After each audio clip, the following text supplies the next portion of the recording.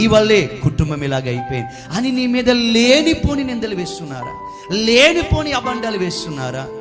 మనుషుల దగ్గర ఏడవద్దు, మనుషులను పట్టుకొని ఏడవద్దు. నేను ఇలాంటి దాన్ని కదా, అలాంటి దాన్ని కదా, నేను ఇలాగన్నాను కదా, ఇలాగన్నాను కదా, నువ్వు సాక్ష్యమే కదా, నువ్వు నాకు ఇవేం మనకు అవసరం లేదండి. ఎందుకు తెలుసా? మనుషులు ఎలాంటి వారంటే ఎక్కడొక మాట అంటారు, నీ వెనకాలేమో ఒక్క మాట అంటారు. అదే నువ్వు డైరెక్ట్ దేవుని దగ్గరికి వెళ్ళిపోయి, దేవా నేనేంటో నీకు తెలుసు కదా, నా మనసు ఏంటో నీకు తెలుసు కదా, నేను చెయ్యని తప్పు నేను చేశాను అంటున్నారు, నేను అనని మాటని నేను అన్నాను అంటున్నారు, నువ్వే నాకు న్యాయము తీర్చయ్యా అని దేవుని దగ్గర నువ్వు కన్నీళ్లు కార్చగలిగితే, ఏ మనుషులైతే నీ మీద లేనిపోని అబండాలు వేశారో ఆ మనుషులే ఒకరోజు నీ ముందు నిలబడి తప్పు తెలుసుకొని నీ ముందర బిగ్గరగా ఏడ్చే రోజు నా దేవుడు నీకు ఇచ్చునుగాక.